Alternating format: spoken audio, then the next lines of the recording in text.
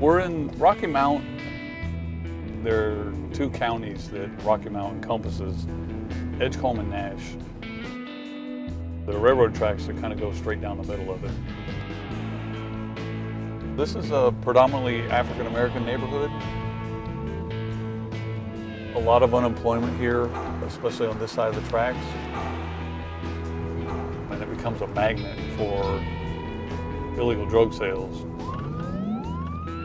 What we see is that individuals that have a real problem with substance use disorder, they can't be responsible enough to get up and go to work on a regular basis, and so they lose their employment, and then they fall back on family to kind of support them, and then ultimately they end up ruining those relationships because of all the lying and manipulation, stealing that occurs. It's a perpetual cycle that makes it much more difficult.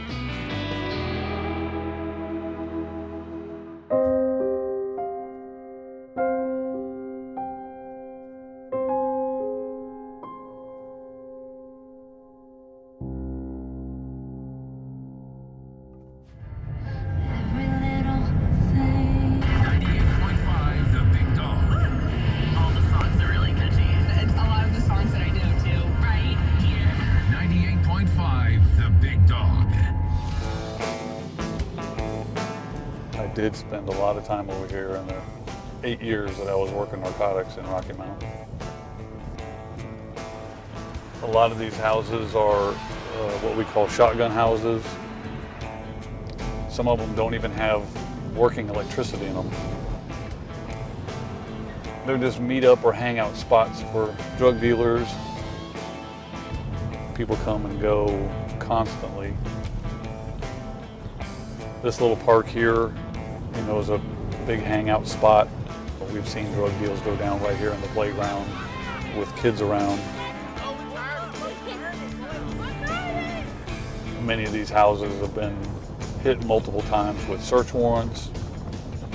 I've been in houses where, you know, the grandmother lives and the grandson has moved back in with her and starts to deal drugs out of the house, and, you know, they feel helpless. They've been intimidated. They feel like they can't say anything because they don't want to get their grandchild in trouble, or if they do say anything, then they'll get harmed. All right, just go straight up upstairs. It seemed to me like in those particular instances, when you would arrest someone and nothing would happen straight through that door. Even if they went to jail, they would be out on bond right away. It wasn't much of a deterrent.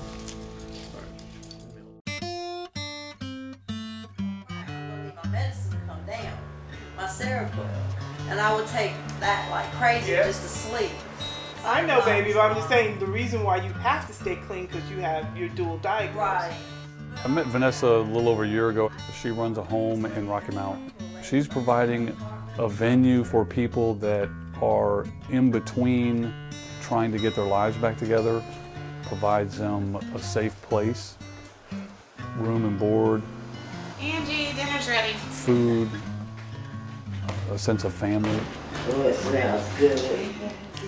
Drugs were always in my environment. My brother passed away 15 years ago. One of the sweetest souls on the planet. At the age of 15, he was in the throes of addiction through his heroin. I was diagnosed with breast cancer, and I didn't have a feeling of the inner mental state of a mature woman because of my drug use. It pushed me into an emotional roller coaster that eventually caused a disaster in my life. So I didn't have the power to numb that voice out that kept saying, don't do this one, you're gonna die. You can live without breast. You need to stay around to help someone else. You must have been, because I remember. At the end of my road, there were still choices for me, and that was jails, institutions, or death. I didn't mind the latter. So I made a decision to listen to the voice on the inside and not die. And I went and got some help. Shirley? Yep. I don't have an institution. I have a home in a community that is available for any woman who is seeking to get on the other side of her horror. I don't want a woman to feel that there is no place for her to go.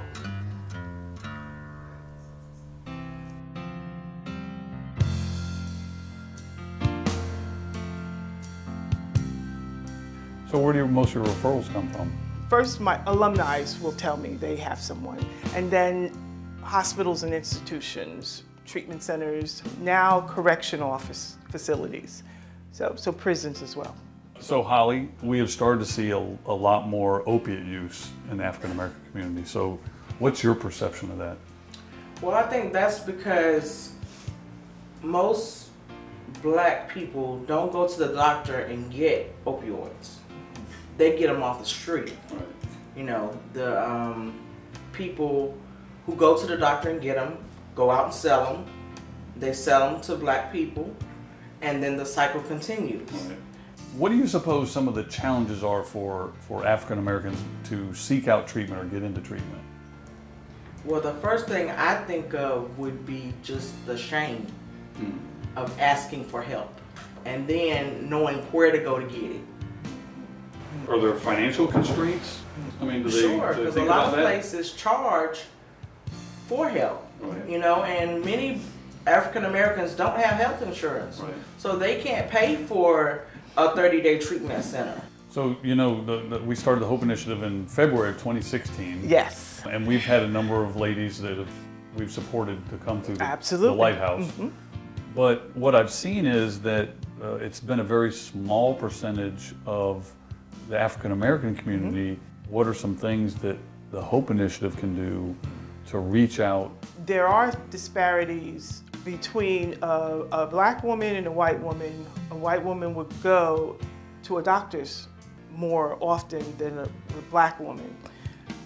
Where you would have to meet the black woman would be outreach. The health department is where they go. That entity alone, social services, is the backbone of the community. You don't have that hope until a social worker says, we have a place, don't worry about the funding, you need to get help. All you need to do is keep staying clean and follow some rules. And I would imagine that they build some initial trust with their caseworker there. Yeah, absolutely. And so if the caseworker there is recommending, you know, to go to this particular program or Right. through this program, it'd be a little easier than just Right. me coming in there and saying, hey, this is what I got available. Trust me and come on down. Right. I got you.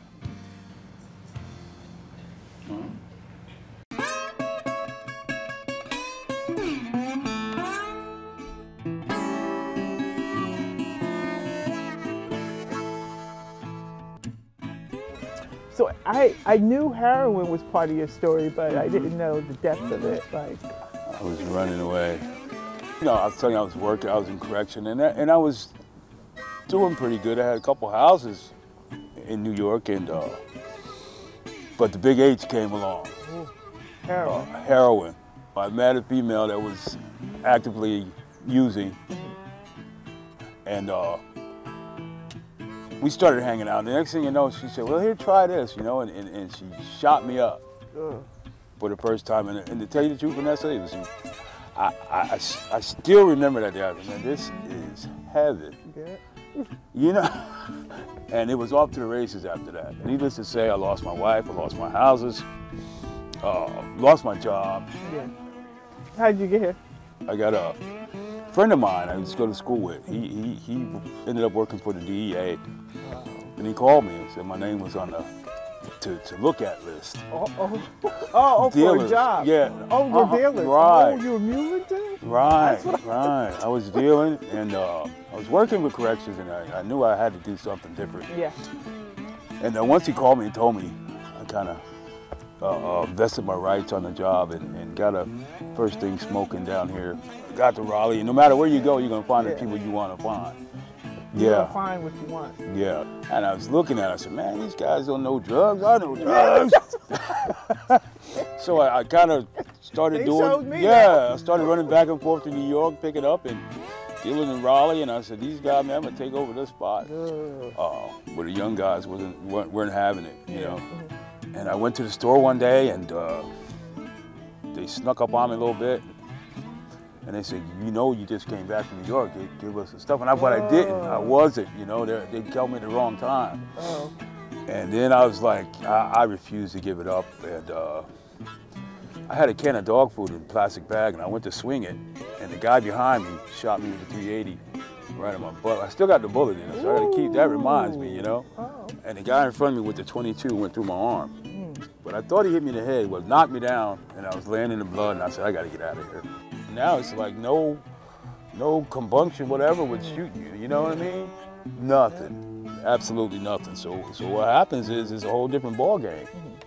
Now it's like you scared to come out of your house because you don't know what's going on with the gangs. You know, just do a home improvement in the neighborhood, and next thing you know, you hear pop, pop, pop, pop. Now it's like you don't know what's gonna happen. Yeah, you got a gang. High school kids. Yeah, they're just doing all kinds of craziness. I mean, you see it now. I mean, what, this one got killed, a couple weeks ago. Yeah.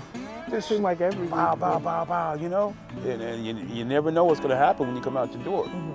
It's not the same. I mean, it's worse, you know?